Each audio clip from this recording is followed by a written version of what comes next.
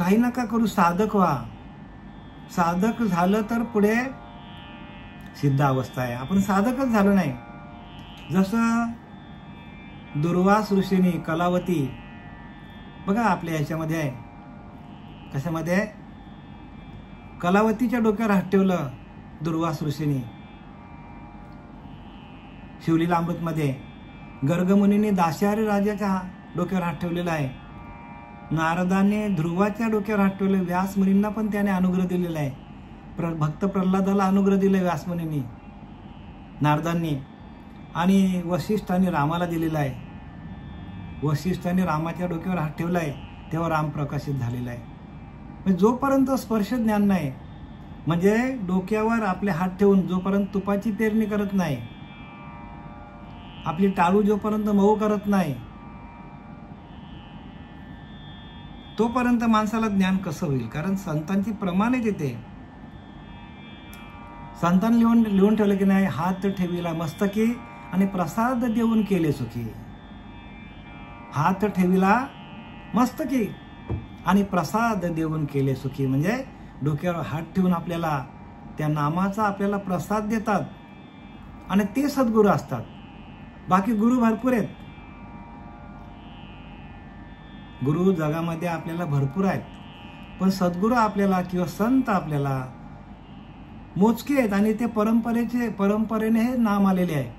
आणि त्या परंपरेचे आपण पायीक असलं पाहिजे. आपण परंपरा बघत नाही, काही नाही, कोणाला आपण गुरु करतो, मग त्याच्याने काय होतं, आपलाच घात आपण करतो.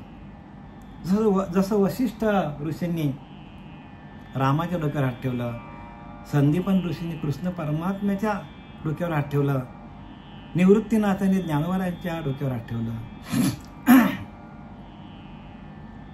बाबाजी चैतन्याने तुकोबाराने अनुग्रह दिलाय, नरसिंह सरस्वतींनी नंदी नामाच्या ब्राह्मणाला हे नाम दिलेलं आहे, विसोबा खेचराने नामदेवाला दिलेलं आहे, शुकमुनीने परीक्षितीला दिलेलं आहे, अष्टावक्र मुनीने जनक राजाला दिलेला आहे, अवधूताने यदुराजाला दिलेला आहे, भागवतामध्ये आलेला आहे, आणि जनार्दन स्वामी एकनाथ महाराजांना दिलेलं आहे. असे ह्या परंपरेनं आलेलं आहे ज्ञान आहे. आणि परंपरेचं आपण पायिक असलं पाहिजे. म्हणून मुख्य महाविष्णू चैतन्याचे मूळ सांप्रदाय फळ तेथून या. आपला जो सांप्रदाय आनंद सांप्रदाय आहे तो मुख्य महाविष्णू चैतन्याचे मूळ सांप्रदाय फळ तेथून या. गुरु तो परंपरेचा असला पाहिजे. जसं त्या महाविष्णूने हंसाचा अवतार घेतला, हंसाने ब्रह्माला दिला, ब्रह्माने आत्रीला दिला, आत्रीने दत्त महाराजांना दिला, नारायणांना दिला, दत्त महाराजांनी कोणाला दिला? नारायणांना दिला. लक्ष्मण, बलभीम, सख्यानंद, शांतामाई, बंडोबा, किरो बाबा, श्रीपाद बाबा, रामदास बाबा, नारायण बाबा, नाना बाबा, या सगळे संतांना दिलेलं आहे. आणि त्या परंपरेने आपल्यापर्यंत ते आलेलं आपल्यापर्यंत आलेलं नाम आहे. आणि या नामाला परंपरा आहे बरं का. परंपरेशिवाय ज्ञान होत नाही. आपण कुठल्याही पंथामध्ये जातो, परंपरा बघा पहिल्यांदा. जसं आपल्याला आपल्या मुलीचं लग्न लावायचं असेल तर आपण त्या घराण्याचं कुळ बघतो. तसं ही आपली ही मुलगी आहे, म्हणजे आपला हा देह आहे, ही माया आहे. या मायाचा आणि ब्रह्माचा लग्न लावताना आपण कुळ बघितला पाहिजे. जसं आपण द्वैतात बघतो की नाही, लौकिकामध्ये आपल्या मुलीला दुसऱ्याच्या घरी द्यायची असेल तर आपण त्या कुळाचा पूर्ण विचार करतो. सासरा कशी आहे, सासू कशी आहे, नवरा कसा आहे, भाऊ किती आहेत, बहिणी किती आहेत. मग त्यांच्या संपूर्ण आपण काय करतो, त्यांच्या परंपरेचा आपण कुंडलीचा अभ्यास करतो. मग ह्या मायेचा त्या परब्रह्माशी आपल्याला जर लग्न लावून द्यायचं असेल तर आपण तशी परंपरा बघितली पाहिजे. आपल्या मायेचा ब्रह्माशी लग्न लावून द्यायचं आपल्याला. आपलीच माया आहे. या मायेचा जोपर्यंत परब्रह्माशी आपण लग्न लावत नाही आणि ते मंगळसूत्र गळ्यामध्ये आपण घालत नाही. बघा, आपल्या गळ्यामध्ये मंगळसूत्र नसेल, आपल्या परंपरेमध्ये आपली तुळशी माळ म्हणजे मंगळसूत्र आहे. जसं लौकिकामध्ये आपण एखाद्या मुलाचं लग्न लावताना जोपर्यंत मंगळसूत्र घालत नाही तोपर्यंत विवाहबद्ध होत नाही. ती होतो का, विवाहित होतो का, लग्न लावतो का आपण? मग आपल्याच मायेचा, आपल्याच परब्रह्माशी, व्यापक असलेल्या परब्रह्माशी आपल्याला जर जीवशिवाचं ऐक्य करून घ्यायचं असेल तर प्रथम आपल्याला गळ्यामध्ये तुळशी माळ घालायला पाहिजे. तुळशी माळ घातलं की आपण तर या देहावर तुळशी पत्र ठेवतो, म्हणजे हा भगवंत आजपासून देह तुझा झाला. आणि जोपर्यंत जीवशिवायचा ऐक्य करणारा सद्गुरू आपल्या जीवनात येत नाही तोपर्यंत हे ज्ञान कोणालाही कळणार नाही. म्हणून ज्या वेळेला भगवंताची कृपा होते, भगवंताची कृपा झाल्यावर आपल्याला तसा गुरु भेटतो, आणि तसा गुरु भेटला की तो आपल्या जीवशिवाचा ऐक्य करून देतो, गळ्यामध्ये तुळशी माळ घालतो आणि आपल्या जीवाचा शिवाशी ऐक्य करून देतो. म्हणून व्याख्या काय केली समर्थ रामदासांनी, जीव शिव ऐक्यकारी तो सद्गुरू सांगितलंय. म्हणजे तो गुरु खरा आपला जीवाचा आणि शिवाचा ऐक्य करून देणारा. ऐकणं म्हणजे ज्ञान नाही, वाचणं म्हणजे ज्ञान नाही. जीव शिवाशी ऐक्य करून देणारा जोपर्यंत गुरु मिळत नाही तोपर्यंत आपल्याला त्या परब्रह्माशी आपल्याला एकरूप होता येणार नाही. आणि जोपर्यंत मायेचा आणि ब्रह्माचा एकरूप होत नाही, माया ब्रह्माचा जोपर्यंत मिलन होत नाही तोपर्यंत विवेक नावाचा पुत्र आपल्याला अनुभवायला येणार नाही. लोक भरपूर आहेत पण विवेक नावाचा पुत्र जोपर्यंत आपल्याला अनुभवायला येत नाही, आपल्याला विवेक नावाचा पुत्र जोपर्यंत आपल्याला प्रगट होत नाही, माया ब्रह्माच्या ऐक्यातून विवेक नावाचा पुत्र प्रगट होता आपल्या समोर. आणि तो एकदा का विवेकाने आपल्या म्हणजे विवेकाच्या विटेवर परब्रह्म उभा आहे. परब्रह्म कसा उभा आहे? आपण पंढरीच्या पांडुरंगाच्या ठिकाणी जातो, विवेकाच्या विटेवर तो उभा आहे. आणि तो विवेक आपल्या पिंडामध्ये येण्यासाठी आपल्याला साधना असली पाहिजे. आणि त्यासाठी गुरु करायचा असतो बरं का. गुरु कशासाठी करायचा? तर जीवाचा ना शिवाचा ऐक्य करून या मायेचा निराश होऊन त्या परब्रह्म तत्वाशी एकरूप होण्यासाठी गुरु करायचा असतो.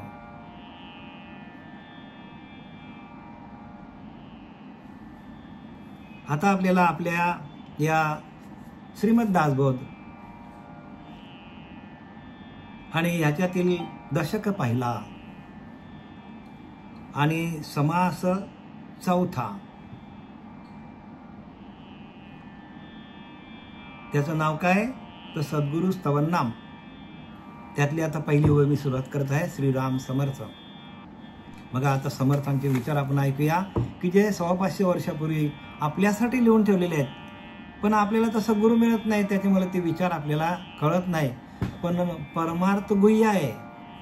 परमार्थ कुठे आहे? आपल्या आतमध्येच तो परब्रह्म आहे, पण आपण त्याला शोधतो बाहेर. आणि म्हणून तसा जोपर्यंत जीवाचा ना शिवाचा ऐक्य करून देणारा सद्गुरू आपल्या जीवनात येत नाही तोपर्यंत परमार्थाची खरी सुरुवात होत नाही. म्हणून परमार्थ स्तवन वाचा. परमार्थ स्तवनामध्ये सगळं दिलेलं आहे. आता सद्गुरु वर्णवेना जेथे माया स्पर्शो शकेना ते स्वरूप मजा ज्ञाना काय कळे. बघा पहिली तुम्ही काय सांगतात? आता सद्गुरु वर्णवेना. समर्थ रामदास सांगतात सद्गुरूंचं वर्णन मला करता येत नाही. का? जेथे माया स्पर्शो शकेना. त्या सद्गुरूंचं काय वर्णन करावं? तिथे मायेचा स्पर्शच नाही, माया तिथपर्यंत पोचच नाही. म्हणजे जोपर्यंत आपण देहबुद्धीवर आहोत तोपर्यंत आपल्याला सद्गुरूंची ओळख होणार नाही. आणि ती ओळख कशातून होतो? की ते भजनातून होतो. जोपर्यंत आपल्याला सद्गुरू ते भजन देत नाही. पाहता आपले मूळ स्थान सहजची उड्या ज्ञान. आपल्या मूळ स्थानाला आपण विसरलोय, आपला आत्मस्वरूप आपण विसरलोय. आणि त्या आत्मस्वरूपाशी, आत्मतत्वाशी, आत्मचैतन्याशी, आत्मदेवाशी एकरूप करून देणारा जोपर्यंत सद्गुरू आपल्या जीवनात येत नाही तोपर्यंत आपल्याला ज्ञानाची ओळख, आत्मज्ञानाची ओळख होणार नाही. ज्ञानी भरपूर आहेत पण आत्मज्ञानी मिळणार नाही आपल्याला. म्हणून इथं लिहिलंय, आता सद्गुरू वर्णवेना जेथे माया स्पर्शू शकेना ते स्वरूप माझा ज्ञाना न कळे. ते स्वरूप आहे आपलं. मग स्वरूपाची ओळख कधी आहे?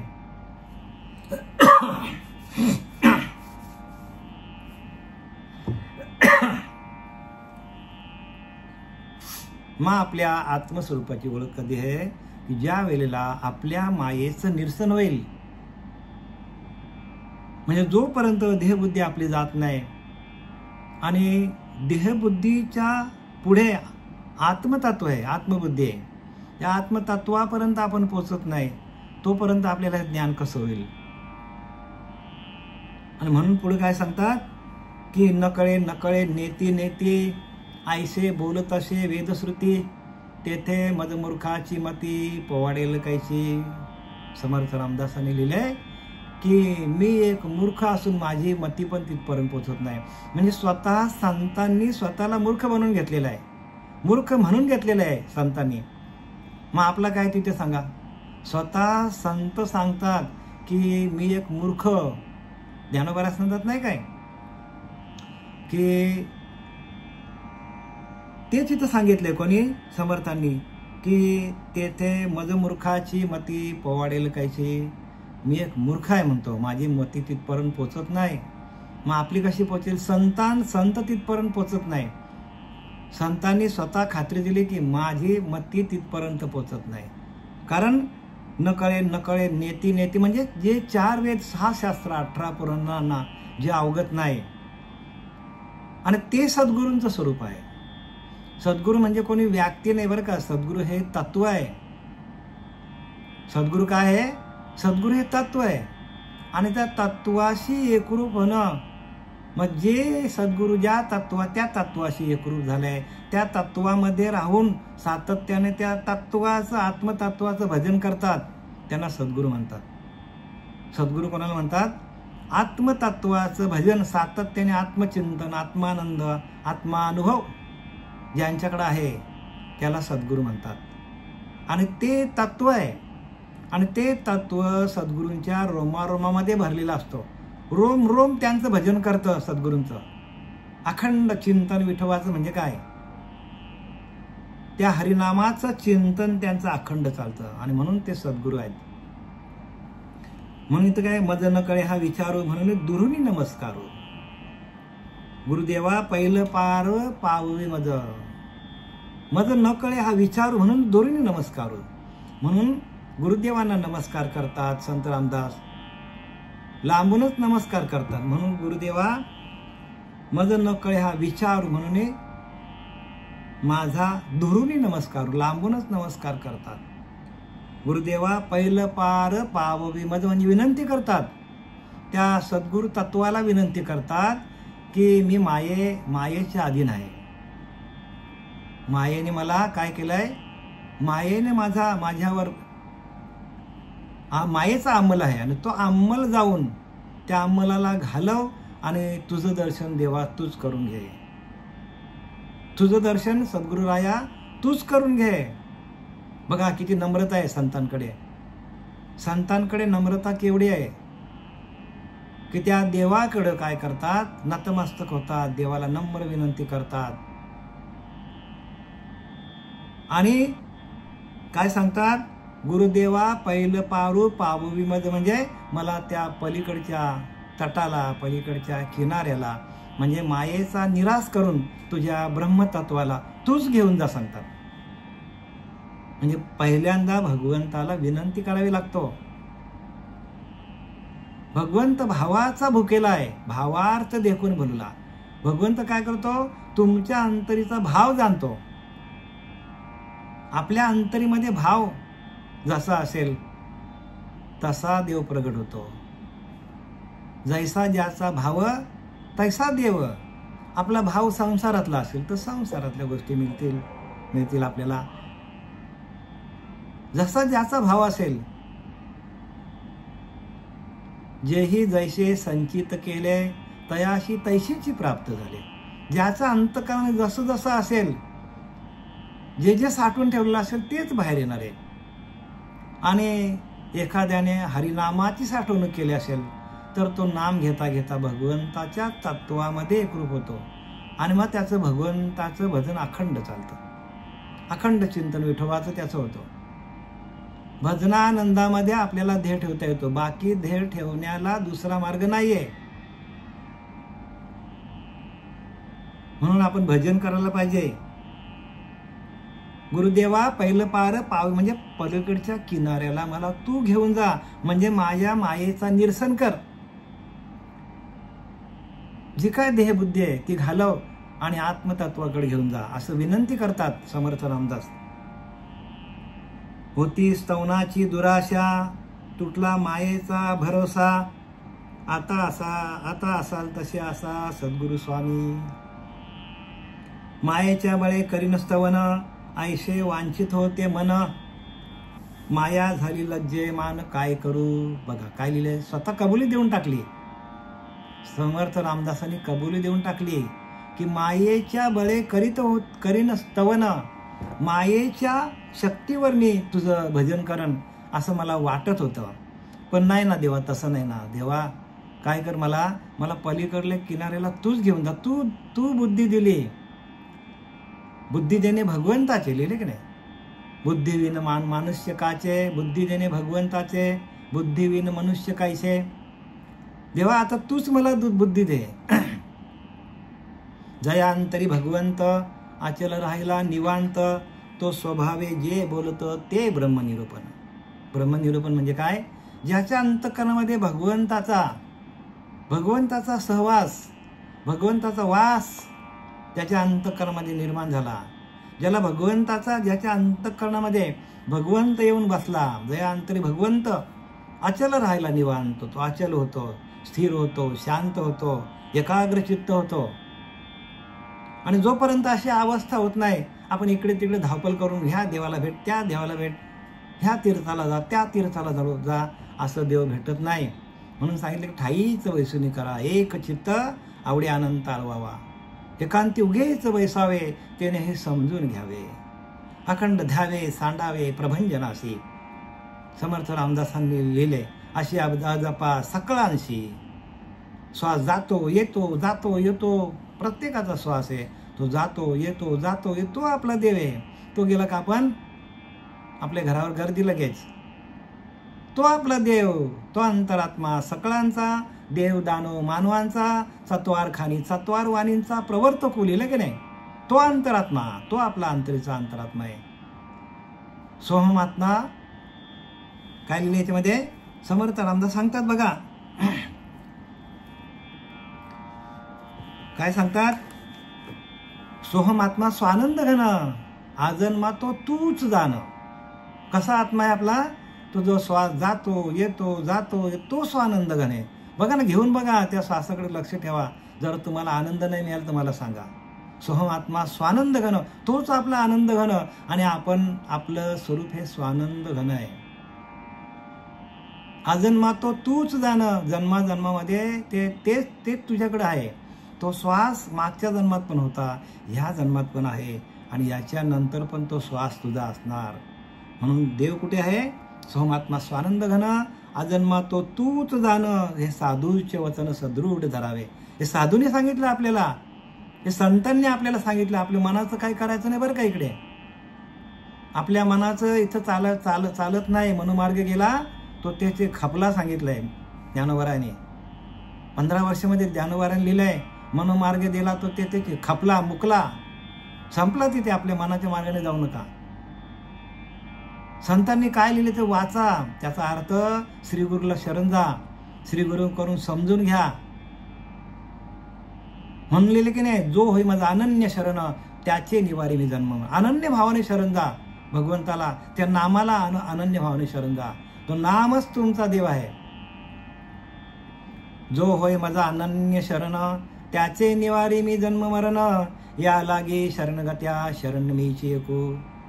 ज्ञानोबा सांगतात, जो अनन्य भावने जो मला शरण येईल त्याच्या जन्ममरणाचा फेरा मी चुकवतो, त्याचे निवारी मी जन्ममरणातून त्याला मोकळा करतो, त्याचा योगक्षम मी वाहतो. पण अनन्य भावने शरणाला तर अनन्य भावने शरण जा भगवंताला. आपल्याकडे काय ठेवू नका बरं का. भगवंताला शरण जाताना जर आपल्याकडे काय आपण ठेवलं तर भगवंत भेटणार नाही. म्हणजे तुम्ही मायेवर आहात, तुम्ही देहबुद्धीवर आहात. समर्पण करा, सर्व समर्पण करा. सर्व धर्म परित्याजम मामेकम शरणम व्रज. लिहिले काय? धर्म अधर्माचा विचार तू करू नको, मला फक्त शरण आहे. अहम त्वा सर्व पापेभ्यो मोक्ष इच्छामी मा शुचः. मी तुझ्या सर्व पापाचा नाश करून टाकेन, फक्त तू मला शरण आहे. पण आपण शरणच जायला तयार नाही. आपण काहीतरी राखून भगवंताकडे जातो. नका, तसं नका करू. आपल्या मनातला जो काय कचरा आहे ना, अनेक जन्माचा कचरा आहे, तो निघणार नाही. जे काय मागचं का आपण जे काय घेऊन आलोय मागचं सगळं टाकून द्या तुम्ही. सर्व सांडून शोधामधला ऐसा देवची बोलिला. भगवंत सांगतो सर्व सांडून मला शरण या. देव सांगतो सर्व सांडून शोधामधला ऐसा देवची बोलिला. परंतु लोकी अमान्य केला शब्द भगवंताचा. म्हणून नाना दुःख भोगीती. बघा आपल्या वाट्याला दुःख काय तो का आपण सगळं टाकून जात नाही, आपण घेऊन जातो. देवाकडे सगळं घेऊन जातो. देवा मला हे दे, देवा मला ते दे, देवा मला नोकरी दे, मला गाडी दे, बंगला दे, प्रॉपर्टी दे, सगळं आपण घेऊन जातो. साठवण्याचे वृद्धले जागे. तुकोबाऱ्या सांगतात की नाही, देव घ्या कोणी देव घ्या, देव न लगे साठवण्याचे रुगले जागे. ज्या ठिकाणी भगवंताला साठवायचा तिथे आपण संसार भरून ठेवलाय. भगवंत कसा प्रगट होईल? अनन्य भावने शरण जा भगवंताला. जोपर्यंत अनन्य भाव आपल्याकडे होत नाही तोपर्यंत भगवंताची प्राप्ती नाही. बघा, लक्षात घ्या. प्रत्येकाने बारकाईने लक्ष घाला. ना तुडे मुख्य परमात्मा म्हणून करावे लागे प्रतिमा, तैसे माया योग्य महिमा वर्णीन सद्गुरूंचा. बघा, संत रामदास स्वामी सांगतात, ना तुडे मुख्य परमात्मा. आपल्याला प्रतिमा करायची नाही का? आपल्याला देव भासत नाही, दिसत नाही, म्हणून प्रतिमा करा सांगितले. ना तुडे मुख्य परमात्मा. आपल्या अंतःकरणाला, आपल्या आतड्यांना, आपल्या मनाला मुख्य परमात्मा, मुख्य देव कोण आहे ते आपल्याला समजत नाही.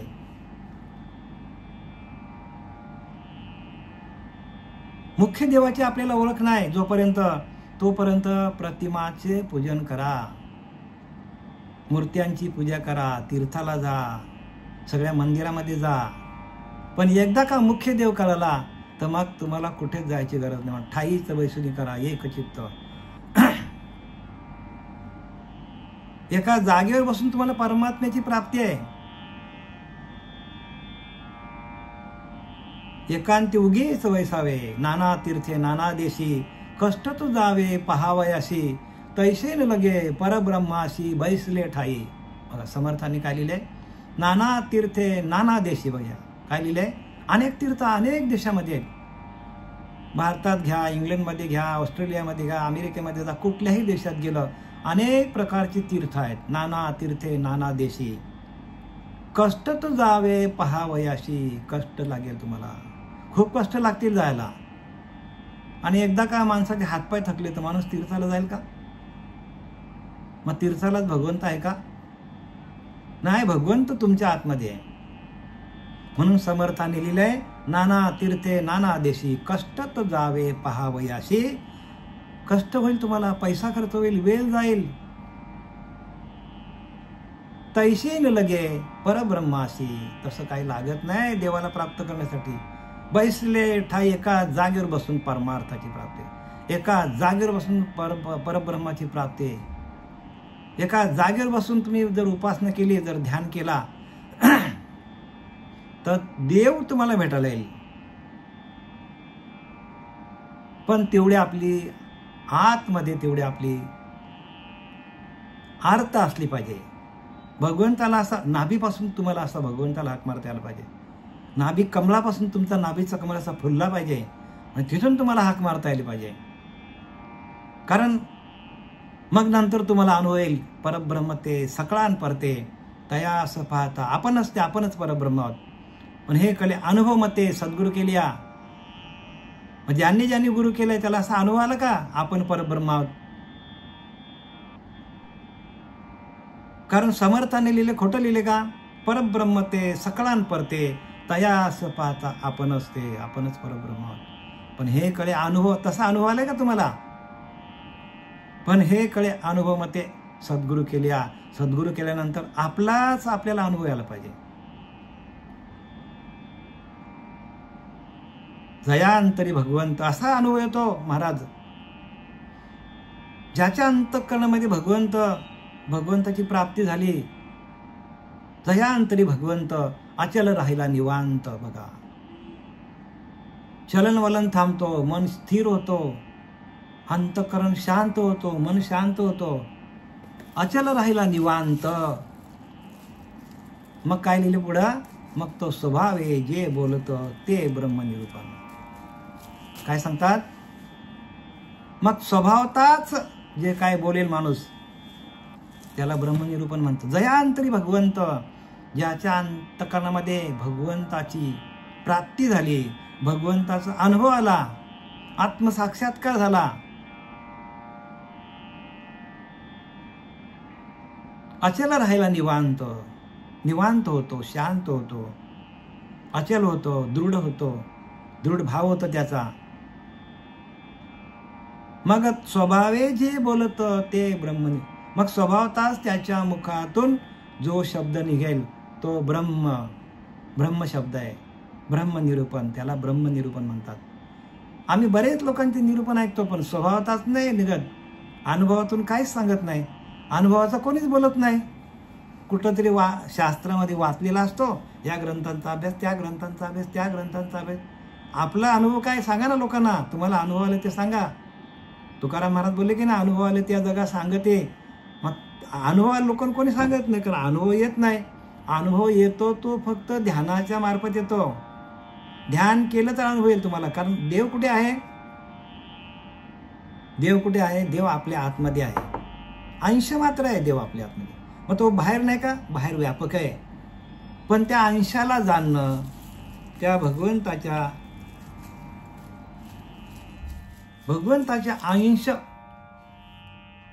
अंश मात्र आपल्या अंतःकरणामध्ये भगवंताचा वास आहे.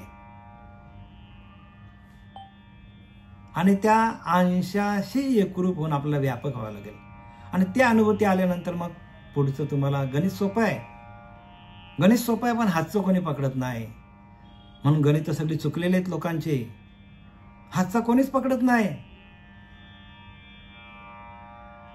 आणि ज्या वेळेला हातचा आपल्याला हातचा आपण पकडतो, हातचा अंतरात्मा आपला देव आहे असं ज्या वेळेला नाथांच्या लक्षात आलं, त्यावेळेला सगळी गणित नाथांची सुटली.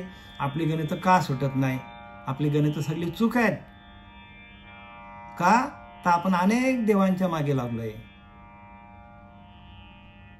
आणि इथं तर लिहिलंय की सर्वा घटी राम देहादे एकच आहे, एकच अंतरात्मा.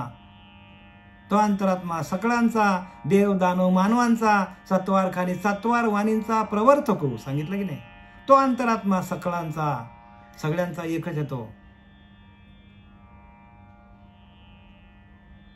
तो अंतरात्मा सकळांचा, देव दानव मानवांचा, देवांचा पण तो, देवांकडे पण तो, मानवाकडे पण, दानवाकडे पण, सगळीकडे तोच आहे.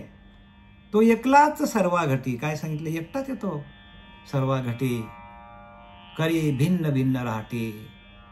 कुत्र्यामध्ये कुत्र्यासारखा, मांजरामध्ये मांजरासारखा, उंदरामध्ये उंदरासारखा, इंद्रामध्ये इंद्रासारखा, सगळीकडे एकच परमात्मा आहे. आणि त्या एकाची ओळख ना आपल्याला. खरी भिन्न भिन्न राहते, वेगळ्या वेगळ्या राहटीमध्ये तो राहतो. सकळ सृष्टीच्या गोष्टी किती म्हणून सांगाव्या, आता किती सांगावं तुम्हाला, कुठे कुठे तो, सगळीकडे तोच आहे. ऐसा जो गुप्ती ईश्वर, गुप्त आहे तो ईश्वर आहे. आणि ते गुप्त आपल्याला कळत नाही. ऐसा जो गुप्ते ईश्वर, त्याशी म्हणावं ईश्वर, त्याला ईश्वर म्हणा, तो गुप्त आहे. सकळ चराचर जयाचेनी चालती, त्याच्या सत्तेने चराचर चालतो. संपूर्ण सृष्टी त्या अंतरीच्या अंतरात्म्याच्या सत्तेने चालतो.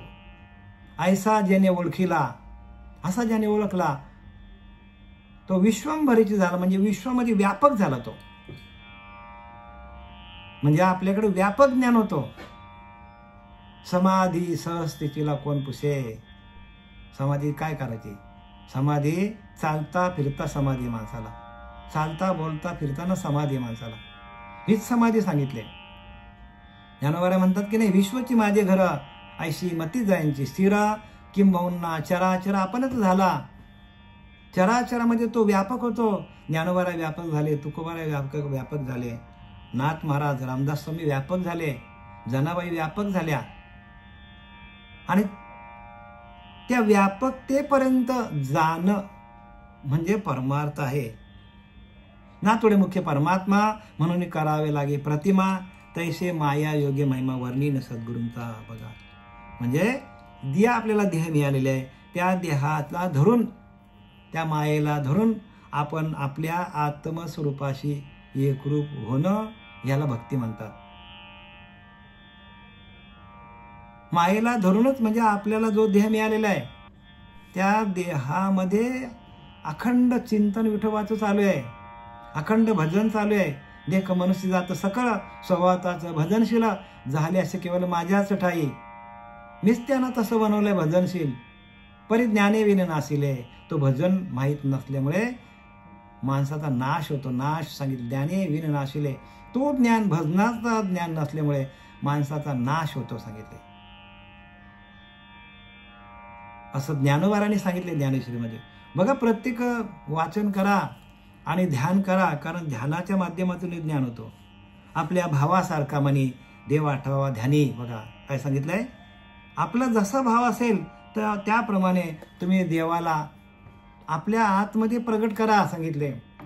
आपल्या भावासारखा म्हणी देव आठवावा ध्यानी, तैसा सद्गुरु हा स्तवनी स्तव. आता तसं आपण त्या सद्गुरूंचं स्तवन करूया. आता सद्गुरू काय आहे? सद्गुरू म्हणजे ऍक्च्युली ज्या गुरूंकडे, ज्या श्री गुरूंकडं ते सद्गुरु तत्व आहे, त्या सद्गुरु तत्वातून त्यांना त्या चैतन्याचं, त्यांना त्या प्रकाश स्वरूपाचं, त्यांना त्या नाद ब्रह्माचं ज्ञान होतो. आणि त्या नाद ब्रह्माच्या माध्यमातून ते सहज देह ठेवतात. नाद ब्रह्मामध्ये, त्या चैतन्यामध्ये कसं विलीन व्हायचं ही प्रक्रिया त्यांच्याकडे असते. आणि म्हणून ते गुरु असतात. गुरु कसा आहे तर गुरुला प्रक्रिया माहीत पाहिजे. आपल्या ब्रह्मरंध्रात जाऊन स्थिर होऊन आपल्याला ध्येय कसा ठेवायचा, 10व्या दारातून जाऊन, ही जी प्रक्रिया आहे, ही प्रक्रिया ज्या गुरुकडे आहे त्या गुरुला सद्गुरू म्हणतात, त्यांना संत म्हणतात. आणि म्हणून परंपरेमध्ये आलेलं ज्ञान घ्या. आदिनाथ गुरु सकळ सिद्धांत लिहिले की नाही. मच्छिंद्र त्याचा मुख्य शिष्य मच्छिंद्राने बौद्ध गोरक्षाशी दिला. गोरक्षी वळला गहिनी प्रती गहिनी प्रसादे, निवृत्ती जातारा ज्ञानदेव सार सोजविले. म्हणजे ही परंपरा आली आणि ह्या परंपरेचे आपण पायी असले पाहिजे. आणि ही परंपरा म्हणून ज्ञानोबारांनी सगळीकडे परंपराच लिहिली हो. आणि आपण परंपरेमध्ये नसाल तर माहिती कोणाची बाय काय गेले, ज्याचे त्याने अनहित केले आपण काय बोलू शकत नाही. जया जया जय जया जी सद्गुरु राजा, विश्वंभरा विश्वबीजा, परमपुरुषा मोक्षध्वजा दीनबंधू. आता त्या गुरुतत्वाला समर्थांनी उपमा दिलेली.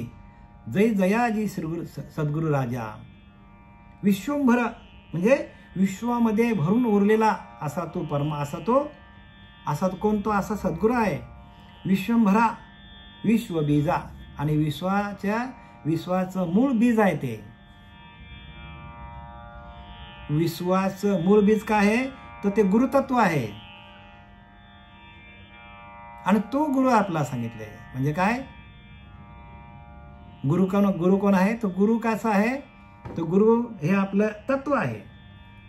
म्हणून विश्वंभरा म्हणजे विश्वामध्ये भरून उरलेला, विश्वबीजा विश्वाचे मूळ स्थान की ज्या परब्रह्म तत्वातून, ज्या गुरुतत्वातून संपूर्ण सृष्टीची निर्मिती झालेली आहे, ती गुरुतत्व विश्वंभरा विश्वबीजा परमपुरुषा मोक्षध्वजा. म्हणजे काय सांगितलंय की त्या गुरुतत्वाशी आपण एकरूप झालो तर आपल्याला मोक्ष मिळतो. मोक्षाची पताका आपण फडकवू शकतो. आणि दीनबंधू म्हणजे हीन दीन लोकांना काय करतो, लोकांचा संवाद म्हणजे लोकांचा सांभाळ करतो. आणि ती गुरुतत्व आहे. गुरुतत्व म्हणजे काय? आत्मतत्व. म्हणजे जे प्रत्येक जीवाला जो आत्मतत्व चालवतो त्याला गुरुतत्व अशी उपमा दिलेली आहे. आणि त्याची ओळख करून देणारा श्रीगुरु आपल्याला भेटत नाही तोपर्यंत आपले जन्ममरणाची सुटका होणार नाही. म्हणून आपल्याला या जन्ममरणाच्या फेऱ्यातून बाहेर निघायचं असेल तर तशा तत्वदर्शी गुरूंना शरण जावं. जो तत्वबोध आपल्याला देतो, तत्वदर्शी गुरूंना शरण जावं. कुठल्याही गुरुला शरण जाऊन जमणार नाही. जो तत्वाचा बोध देतो, बोधा अमृत पाजतो, आपल्याला बोधावर आरूढ करतो. आणि त्या बोधातून अहम ब्रह्मास्मी हा बोध आहे माणसाचा. आपण परब्रह्म आहोत, आपणच परब्रह्म आहोत. या बोधावरती जो सद्गुरू आरूढ करतो त्या श्रीगुरूंना आपण गुरु म्हणावं. तुझे येणे अभयंकरे. आता तो गुरु मिळाल्यानंतर तो गुरु काय करतो? तुझे येणे अभयंकरे, तुझे येणे अभयंकारे निवारे परंतु मागुते तुझे येणे अभयंकरे अनावर माया हे ओसरे. बघा काय लिहिलंय? गुरूंचा डोक्यावर हात पडल्या पडल्या अनावर माया ओसरे. मायेचा निराश होतो. म्हणजे संपूर्ण देहाचा विसर पडतो आपल्याला. बघा गुरुतत्व समजेल का? कोणाला सांगा मला तुम्ही. हे गुह्य ज्ञान कोणी कोणाला सांगेल का? इथं समर्थाने लिहिलंय सरळ. काय लिहिले बघा? तुझे नि अभयंकरे अनावर माया हे ओसरे. म्हणजे मायेचा पूर्ण विसर पडतो, मायेचा निराश होतो. जैसे सूर्यप्रकाश अंधकारे पळून जाये. जसा सूर्याचा प्रकाश पडला की माया कुठल्या प्रकाश पडला की अंधार कुठे निघून जातो. जसा सूर्याचा प्रकाश पडला, सूर्य उगवला की अंधार कुठे निघून जातो. दिसतो का अंधार? तसं गुरु जोपर्यंत आपल्या डोक्यावर हात ठेवत नाही तोपर्यंत आपल्यातला अज्ञान रूपी अंधकार जाणार नाही. अज्ञान रूपी अंधकार घालवायचा असेल तर त्यांनी सांगितलंय की जे नाम आहे त्या नामाची पेरणी करणारा जोपर्यंत डोक्यावर हात ठेवून आलिंगन देऊन नाभीला नाभी जोडून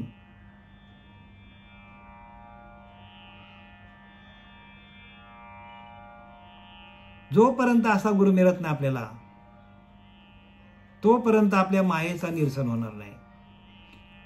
मायेचा निरसन कधी होतो? म्हणून हात ठेविला मस्तकी आणि प्रसाद देऊन केले सुखी.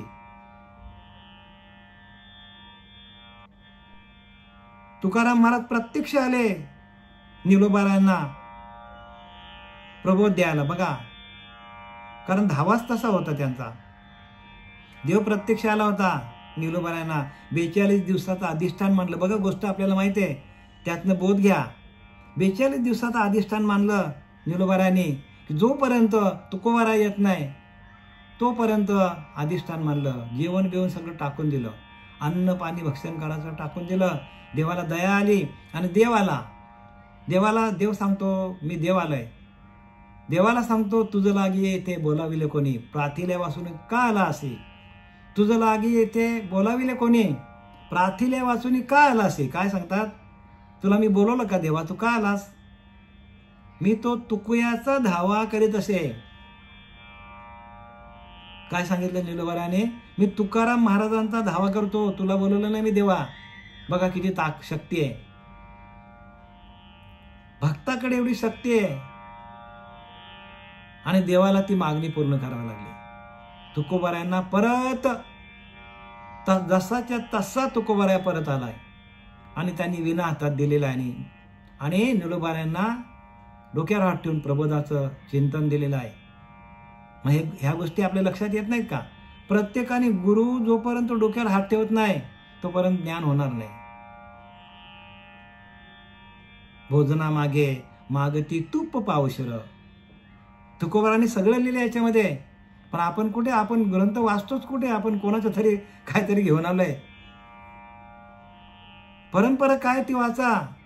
आम्ही आमच्या मनाचं नाही सांगत बरं का. जे काय आम्हाला अनुभूती आलेली आहे त्या अनुभूतीतून आलेले अनुभव आम्ही या शास्त्रातून बाजूला काढलेले आहेत आणि त्या अनुभूती आम्ही तुम्हाला सांगत आहे. म्हणून संततेची देव निमित्त त्या प्रतिमा निमित्ताला आहेत. संतच देव आहेत. देव कोण आहेत? संत आहेत. कारण देवाची ओळख देवाला करून देता येत नाही, संत देवाची ओळख करून देतात. म्हणून तुका म्हणे किल्ले संत हाती दिली. संतांच्या हातामध्ये किल्ले दिले. तुझे येण्या अभयंकर आहे, अनावर माया ओसरे. जैसे सूर्यप्रकाश अंधारे पळून जाय. एकदा का गुरुन डोक्यावर हात ठेवला आपल्यातला अज्ञान संपूर्ण निघून जातो. जसा सूर्य उगवला की अंधकार पळून जातो. आदित्य अंधकार निवारे, परंतु मागुते ब्रह्मांड भरे. निश्चित आली यानंतर पुन्हा काळोख. एकदा गुरूंनी तुमच्या हातावर डोक्यावर हात ठेवला की तुमच्यातला अज्ञान संपूर्ण निघून जातो. परत तो अज्ञान येत नाही. पण इथं लिहिले आदित्य अंधकारे निवारे. सूर्याच्या प्रकाश, सूर्याच्या उगवण्याने अंधकार कुठल्या कुठे पळून जातो. पण दिवस आहे तोपर्यंत, रात्र झाली की परत अंधकार असतो. तसा गुरुने सांगितलंय. गुरुनी एकदा का डोक्यावर हात ठेवला की तुमचा संपूर्ण अज्ञान निघून जातो आणि जन्मजन्माचा फेरा चुकतो तुमचा. कित्येक जन्माचं अज्ञान अंधकार आपल्या अंतःकरणातून पळून जातो. म्हणून सूर्याची उपमा त्याला देता येत नाही. गुरुला सूर्याची उपमा देता येत नाही. कारण सूर्य उगवला की परत उजेड पडतो. संध्याकाळ झाली की परत अंधकार. परत सूर्य उगवला की परत अंधकार पळून जातो. परत दुसऱ्या दिवशी परत अंधकार आहे. पण एकदा का गुरुन डोक्यावर हात ठेवला का तुमच्याकडे अंधकार, संपूर्ण अज्ञान, जन्मजन्माचा फेरा, यातून मुक्तता मिळते तुम्हाला. निस झाली यानंतर पुन्हा काळोख. रात्र झाली की परत काळोख पडतं. तैसा नव्हे स्वामीराव करी जन्म मृत्यू व्हावं. बघा आला की नाही ते. तसा नाही. गुरु काय करतो? जन्म मरणाचा फेरा चुकून टाकतो. समूळ अज्ञानाचा ठाव पुसवून टाके. अज्ञान निघून जातो. म्हणून अज्ञान निशीच्या अंती संकल्प विकल्प नासती. त्याने गुणे होई पाप प्राप्ती परब्रह्माची. अज्ञान निशीच्या अंती अज्ञानाची रात्रच निघून जातो. संकल्प विकल्पच निघून जातात. तुमच्या मनामध्ये येणारे संकल्प विकल्प बाद होतात आणि संकल्प विकल्प गेले की आपल्याला त्या परब्रह्म तत्वाची अनुभूती येते. आपण परब्रह्म आहोत. अहम ब्रह्मास्मी चा बोध आपल्याला होतो.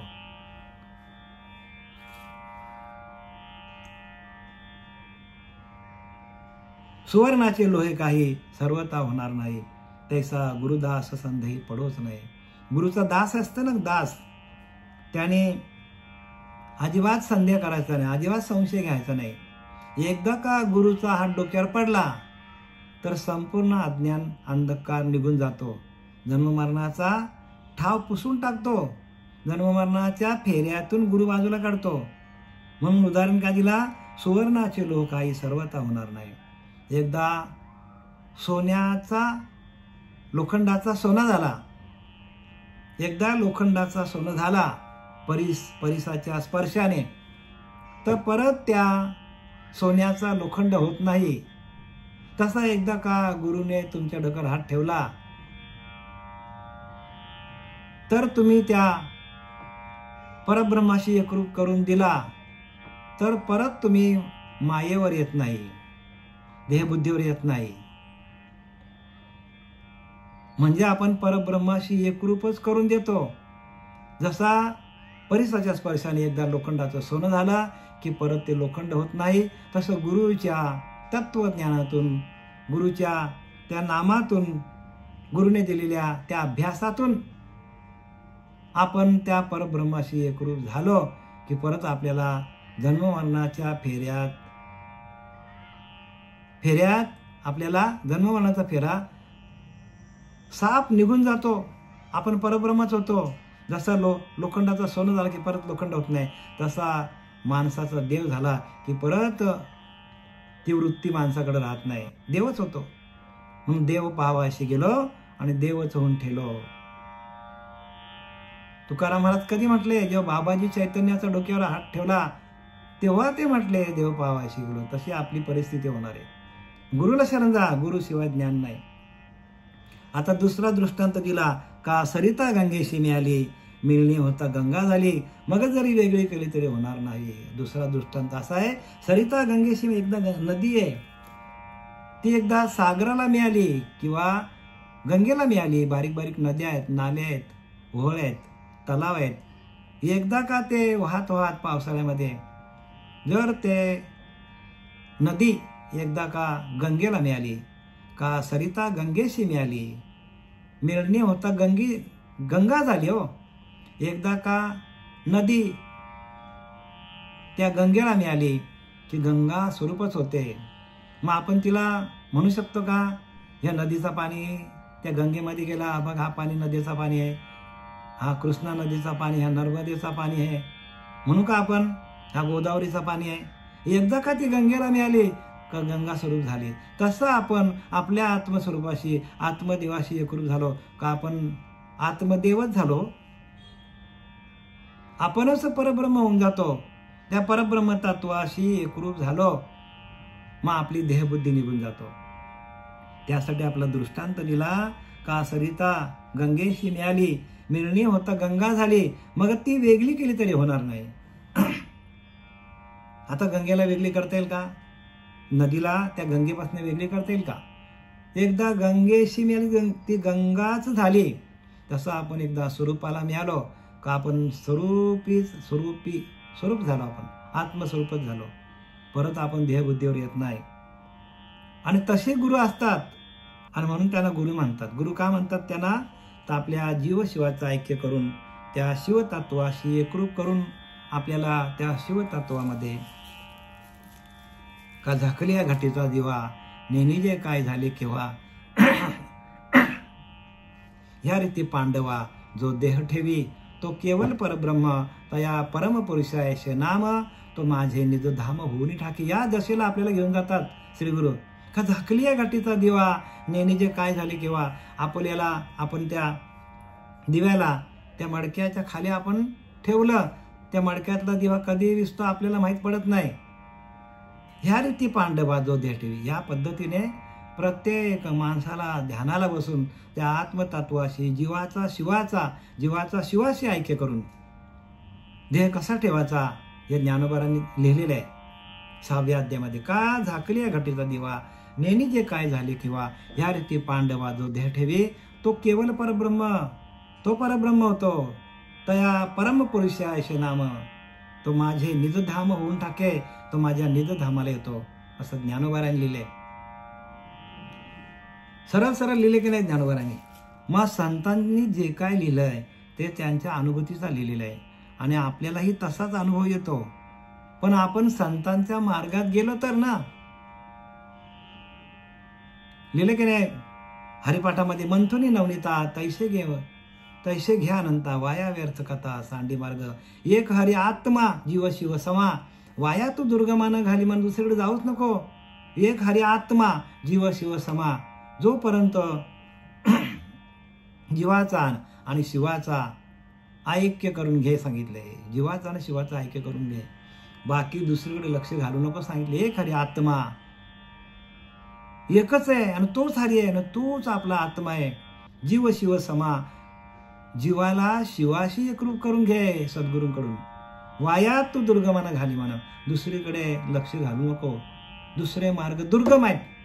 सुगम मार्ग काय आहे? तर जीव शिवाचा ऐक्य करून म्हणून मंथुनी नवनीता तैसे घ्या अनंता. मंथन कर आपल्या अंतरीच्या अंतरात्म्यामध्ये. या नामाच्या माध्यमातून जे घुसळण होते नाभीच्या ठिकाणातून, जे आपली कुंडलिनी जागी होऊन ती वरच्या मार्गाला लागते, ब्रह्मरंध्राकडे जाते, त्यावेळेला आपल्याला हे सगळे अनुभूती येते. म्हणून समर्थांनी एका ठिकाणी लिहिलंय, उफराटे नाम म्हणता वाचे, पर्वत फुटले पापाचे, ध्वज उभारले पुण्याचे, ब्रह्मांडावरती. वाल्मिक ऋषीच्या बाबतीमध्ये लिहिलंय, उफराटे नाम म्हणता वाचे, पर्वत फुटले पापाचे, ध्वज उभारले पुण्याचे, ब्रह्मांडावरती. वाल्या कुलीने एवढी तपश्चर्या केली, एवढी तपश्चर्या केली. उफराटे नाम म्हणता वाचे, पर्वत फुटले पापाचे, पापाचे पर्वतचे पर्वत होते, एका क्षणात भस्म झाला. ध्वज उभारले पुण्याचे, आणि ब्रह्मांडाच्या वरती त्याचा ध्वनी गेला नामाचा. आणि देवलोक इंद्रलोक सगळे जागे झाले की एवढा अखंड स्मरण करणारा आहे तरी कोण? भगवान शंकराला जाग आली, विचार करा.